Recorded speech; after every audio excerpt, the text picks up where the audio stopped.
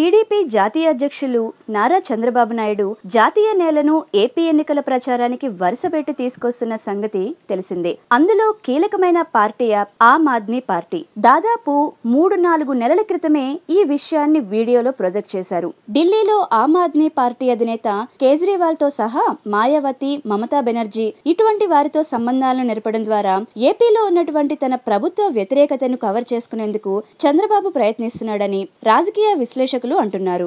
ఆ విధమైనటువంటి టెక్నిక్ లో చంద్రబాబు విజయవంతమయ్యారు. ఇప్పటికే సంక్షేమ పథకాల పరంగా హామీలను గుప్పిస్తూ ఇంకోవైపు ప్రత్యర్థులకు సంబంధించి తన అనుకూల మీడియాతో దెబ్బతీస్తున్నటువంటి చంద్రబాబు ఎత్తుగడల్లో తాజాగా కనపడే పార్టీ మాత్రం ఆమ్ ఆద్మీ పార్టీ. అయితే ఆమ్ ఆద్మీ పార్టీకి ఏపీలో ఓట్లు లేకపోవచ్చు, కానీ లోక్ సత్తా ఓటర్లు, ఆమ్ ఆద్మీ పార్టీ ఓటర్లు దాదాపుగా 3-5% ఓటర్లు తటస్థులుగా ఉంటారు. వారిలో ఎక్కువ మంది విద్యావంతులే ఉంటారు. బాధ్యత గల రాజకీయ పార్టీకే ఓటు వేయాలని వారు నిర్ణయించుకుని ఉంటారు. స్థానిక అభ్యర్థి ఎవరు, రాజకీయ పార్టీల సిద్ధాంతాలు ఎలా ఉన్నాయి, ఈ నేపథ్యంలో లోక్ సత్తా ఈసారి పోటీ చేయనటువంటి సందర్భంలో ఓటర్లు ఆమ్ ఆద్మీ పార్టీ వైపు వెళతారని రాజకీయ విశ్లేషకులు భావించారు. కానీ ఆమ్ ఆద్మీ పార్టీ ఢిల్లీ, పంజాబ్ వంటి రాష్ట్రాల్లోనే ఆమ్ ఆద్మీ పార్టీ పరిమితమవడంతో ఆ పార్టీ అధినేతనే పట్టుకొస్తే ఆ తటస్థుల ఓట్లు 3-5% వరకు తాను పొందొచ్చని భావించిన చంద్రబాబు ప్లాన్ కు కేజ్రీవాల్ సహకరిస్తున్నారు.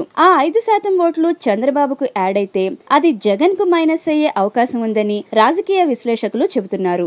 వార్తావాణి న్యూస్ ఛానల్ ఎప్పటికప్పుడు రాజకీయ, సినీ విశేషాలు, స్పోర్ట్స్ మరియు సాంకేతిక పరమైన మరెన్నో విషయాలను మన ముందుకు తెస్తుంది. మరింత సమాచారం కొరకు వార్తావాణి న్యూస్ ఛానల్ ని సబ్స్క్రైబ్ చేయండి.